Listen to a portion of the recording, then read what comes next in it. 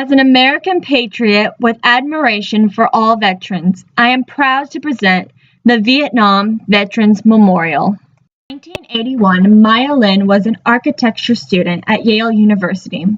A group of landscape architects and sculptors awarded her the commission of the Vietnam Veteran Memorial. Maya envisioned a simple, dramatic cut into the ground, a V shape where two highly polished black granite slabs reached out from deep within the earth. The names of 58,272 American soldiers killed during the Vietnam War are listed in order that they died or were lost. But in 1956, at the shallowest point, and finishing in 1968 at the tallest point of the sculpture, representing the highest point of casualties. Maya's design was chosen on May 6, 1981. It was free of overt historical references to either the Egyptian or Greco-Roman tradition. A monument design. Miss Lin's design broke all these traditions through its use of black granite or polished to a reflective surface instead of white limestone or marble. It's horizontal, submerged into the earth instead of rising vertically, and the lack of figurative sculptures or embellishments, except for the names of soldiers killed in the course of war, etched into a mirror-like surface. This work shares little in common with the work of classical minimalists such as Richard Serra or Donald Judd. Critics nonetheless labeled it another example of Serra's controversial tilted art. There was much controversy during this time. A bronze statue by Frederick Hart of three soldiers in uniform should be added to the memorial. The veterans at this time were primarily concerned with the ability of the design to offer an emotional comfort to the veterans and other families of the dead in terms of forgiveness or honor.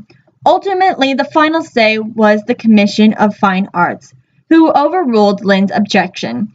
Not only was Hart's statue included in the memorial site, but a flagpole was added as well.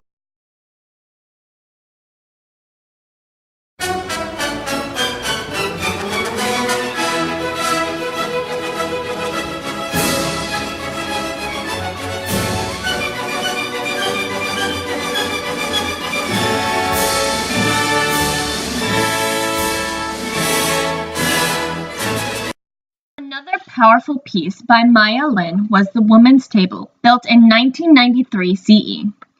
This piece is currently located directly in front of the Sterling Memorial Library at Yale University.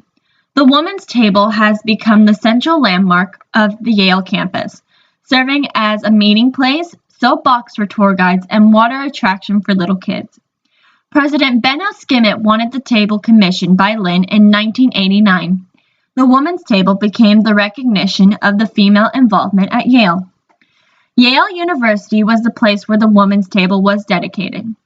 Chairwoman over the 1993 dedication included Judith Rodin, then the senior administrative of Yale University, who would later go on to become the first permanent female Ivy League president of Pennsylvania University. She is currently the president of the Rockefeller Foundation. At the dedication, Rodin, in a red coat, appeared as a powerful woman and commanded space. The design of the table focuses on femininity, with its pointing out womb-like shape, a symbolism of the fountain. Even though Lin's work was more abstract, she aimed to put women on the map. Pieces of art by Maya Lin have captured history as we know it. Each of these pieces have strong symbolism, requiring the visitor to contemplate the experiences and lives of those represented in the moment of time. Looking at the design, it appears very simplistic.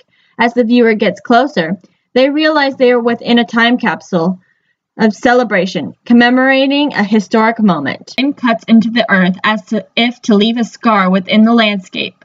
She was determined to complete a memorial.